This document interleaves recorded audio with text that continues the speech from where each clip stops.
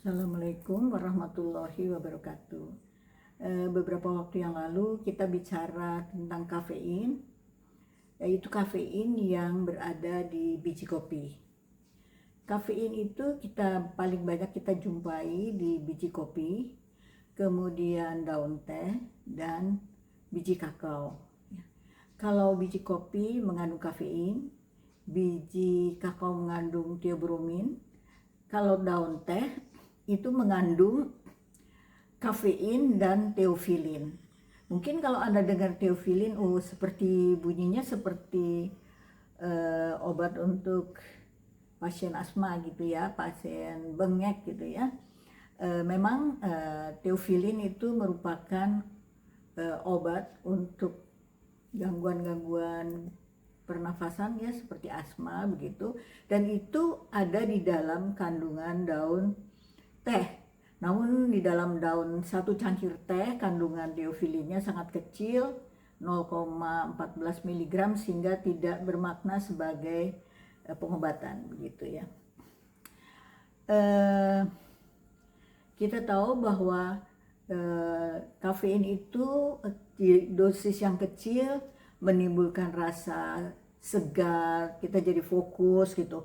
Tapi kalau dosis yang besar, karena kafein itu adalah obat stimulan susunan saraf pusat, otak dan susunan saraf pusat, maka dosis yang besar menimbulkan kecemasan, kemudian susah tidur dan lain sebagainya, misalnya jantung berdebar-debar dan sebagainya yang kita pernah bicarakan gitu ya.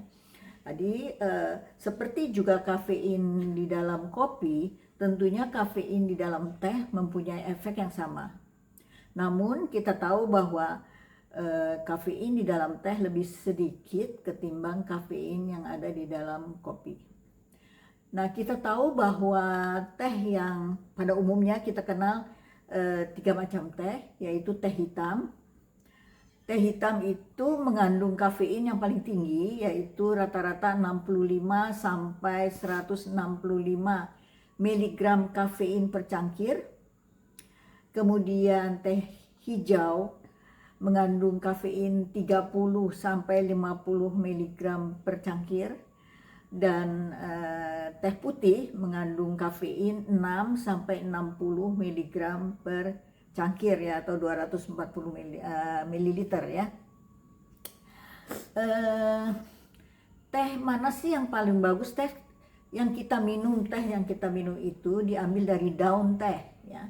Daun teh yang paling bagus kualitasnya adalah daun teh yang paling muda ya, yaitu daun teh yang berada di puncak, di pucuk daun teh yang masih bergulung ya, masih belum terbuka ya, jadi masih berbentuk daun yang tergulung, yang di daun yang paling atas gitu ya, yang paling muda ya, yang masih bergulung, itu adalah daun teh kualitas paling bagus ya. Itu dulu dinamakan Peko ya. Kemudian di bawahnya adalah British Oranye Peko. Kalau 2 lagi di bawahnya menjadi British Oranye Peko 2. Nah, itu itu biasanya daun seperti itu aja yang kualitasnya bagus. Tapi kita tahu bahwa yang beredar di pasaran bukan hanya teh yang berasal dari daun teh, tapi juga ranting-rantingnya ya gitu ya. Tentunya kualitasnya dibandingkan dengan yang pucuk itu mahal, juga sulit dicari karena animonya besar sekali, jadi banyak sekali daun teh yang dari pucuk itu yang diekspor ya. Animonya banyak sekali. Kita tahu dia tumbuh di daerah tropis ya, yang namanya pohon Camellia sinensis atau pohon teh gitu ya. Jadi bagaimana sih caranya teh itu diproses? Jadi hampir semuanya mengalami pemrosesan yang sama. Di Indonesia biasanya kebun-kebun teh itu ada di pegunungan ya, di gunung-gunung, di lembah apa namanya bukit-bukit ya, karena dia menjadi lebih bagus tinggal apa namanya dengan suhu demikian. Eh, Biasanya proses pembuatan teh itu dimulai dengan pelayuan gitu ya. Jadi daun segar itu tidak boleh dipetik gitu, dipatahin ya, atau digunting nggak boleh. Jadi harus dicabut gitu ya. Itu caranya, maka yang melakukan itu tangan manusia gitu ya. Jadi tidak dengan mesin ya, harus dengan tangan manusia dia mencabut pucuk-pucuk daun teh tersebut ya. Dari yang daun teh paling pucuk, kemudian 2 di bawah dan 2 di bawah lagi. Itu yang kualitasnya masih bisa kita bilang bagus gitu ya. Jadi pertama adalah proses daun teh yang sudah dipetik pagi-pagi itu, kemudian mengalami proses pelayuan ya. Jadi pembuatan teh dimulai dengan proses pelayuan. Jadi daun segar tersebut dilayukan ya, jadi kadar airnya kurang dari seperempatnya, kira-kira kurang lebih dari seperempatnya.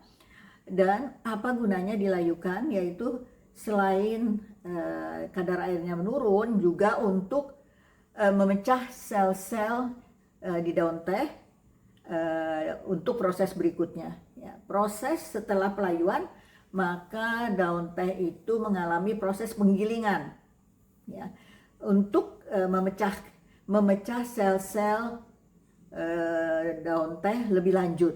Buat apa sel daun teh itu dipecah? Agar keluar enzim untuk proses berikutnya, yaitu proses fermentasi. Jadi proses berikutnya adalah proses fermentasi atau oksidasi.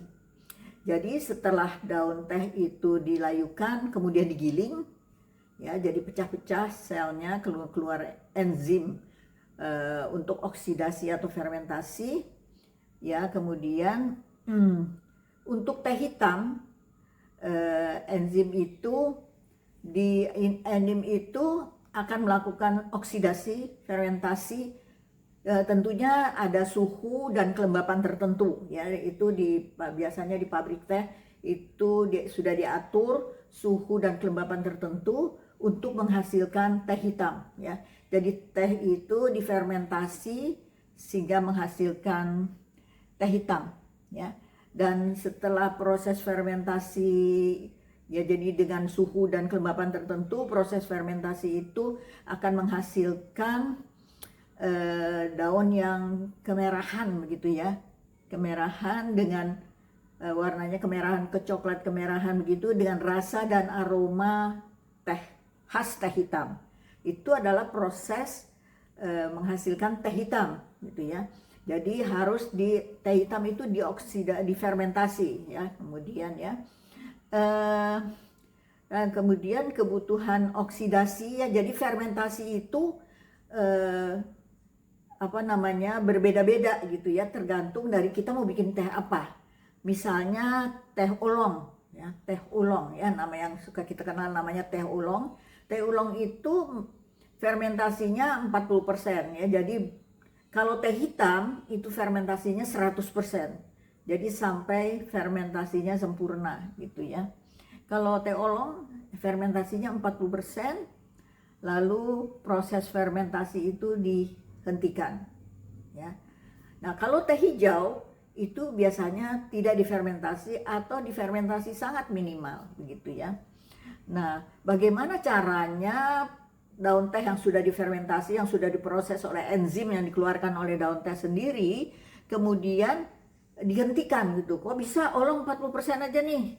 Ya, itu dengan melakukan dihentikan dengan, biasanya bisa dengan digongseng ya. Jadi dengan proses pemanasan digongseng atau disangan ya, atau digongseng, kemudian atau dijemur atau ditiupkan udara panas ya.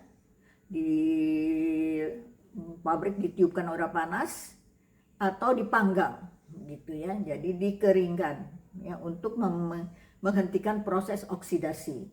Nah, jadi kalau teh oolong 40% teroksidasi udah diberhentiin untuk menghasilkan teh yang namanya teh oolong. Teh oolong itu jenis teh hitam yang oksidasinya 40% ya. Jadi setelah dioksidasi itu kemudian dikeringkan.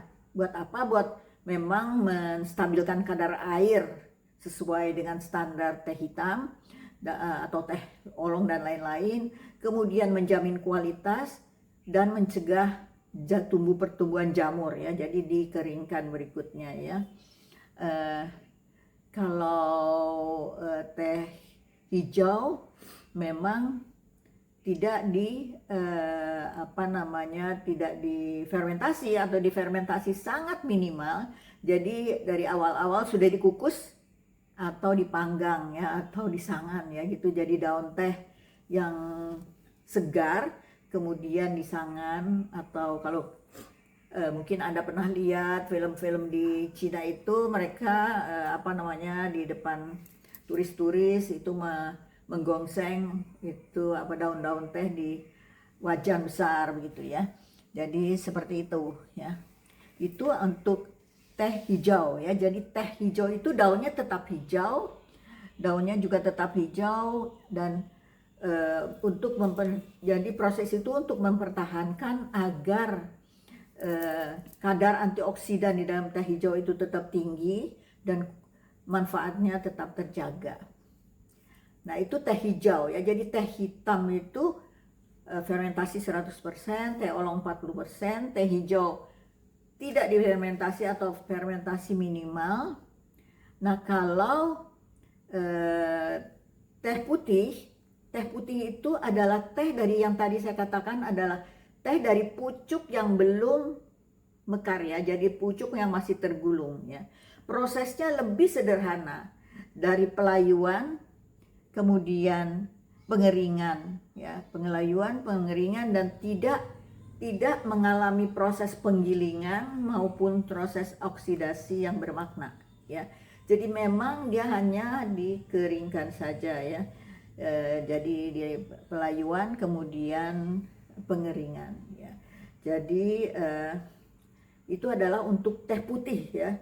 Teh putih ini kualitasnya paling tinggi ya. Kenapa disebut teh putih? Karena teh putih itu setelah dia dikeringkan, melayang pelayuan kemudian dikeringkan, maka warnanya itu keputihan. Karena teh putih itu kan pucuk yang paling muda ya, warnanya pun hijau muda ya. Jadi setelah dikeringkan warnanya menjadi keputihan. Jadi proses di dalam membentuk teh putih itu lebih sederhana. Di Indonesia yang paling banyak adalah teh hitam ya. Teh hitam itu kafeinnya paling tinggi ya. Jadi kalau kita dikatakan kalau kita mengkonsumsi teh hitam secara rutin, maka dan tidak diminum dengan menambahkan gula, itu bisa menghilangkan lemak, melancarkan pencernaan, kemudian mencegah penyakit jantung koroner gitu ya. Karena kafein jika dimakan dengan dosis tertentu, baik kafein di dalam kopi maupun di dalam teh maupun di dalam coklat, itu bisa mencegah, ada banyak literatur bisa mencegah penyakit jantung koroner asal tidak kita minum kebanyakan. Jadi supaya manfaat kemudian kadar antioksidan juga terjaga, itu penyeduhan daun teh itu harus benar-benar diperhatikan begitu ya. Jadi kalau teh hitam itu biasanya diseduh dengan suhu 100 derajat Celcius ya. Jadi dengan suhu 100 derajat Celcius, teh hitam ini rasanya kuat, sedikit-sedikit asam dan agak pahit ya gitu ya. Nah kalau yang berikutnya adalah teh hijau. Teh hijau kita suka bilang itu teh Jepang ya, karena di Jepang itu kebanyakannya mereka sukanya teh hijau gitu ya. Teh hijau katanya kita tahu tadi teh hijau tidak mengalami fermentasi atau fermentasi sangat minimal, dikatakan bahwa minum teh hijau secara rutin dan tidak menambahkan gula atau creamer begitu ya, itu katanya bisa mengatasi Alzheimer, bisa mencegah Alzheimer, kemudian dia ada apa namanya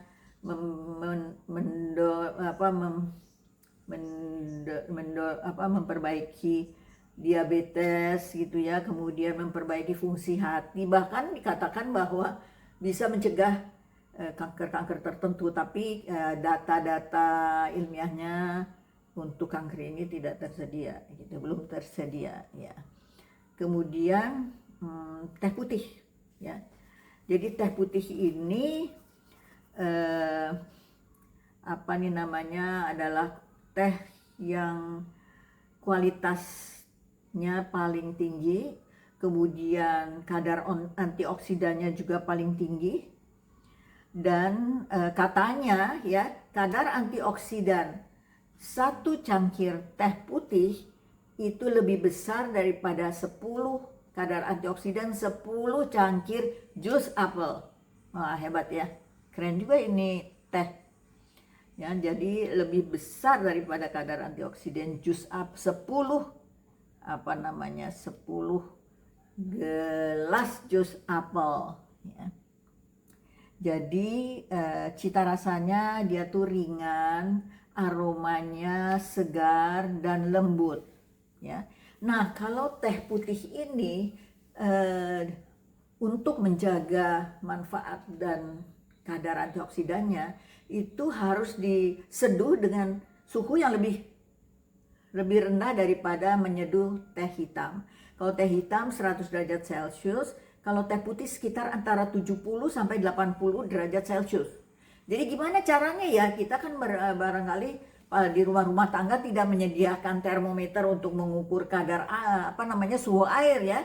Pokoknya kalau air itu sudah mulai menggolak dan mulai kelihatan berbuih menggolak begitu ya. Nah, belum sampai mendidih, itu kira-kira suhunya 70 sampai 80 derajat Celcius. Jadi kalau mau menyeduh teh putih itu jangan sampai mendidih ya. Jadi untuk mencapai hasil maksimal suhunya antara 70 sampai 80. Jadi sebelum mendidih pada dia udah mulai menggolak itu suhu itu kita pakai untuk menyeduh teh putih gitu ya. Demikian juga untuk teh hijau ya. Teh hijau juga kita tidak seduh dengan suhu 100 derajat Celcius, tapi 80 derajat Celcius. Jadi sebelum mendidih begitu ya. Jadi itu adalah teh gitu ya. Jadi ternyata pengelolaan teh maupun penyeduhan teh itu menghasilkan hasil yang berbeda-beda ya. Kita harus memperlakukan daun teh itu berbeda-beda. Nah, kemudian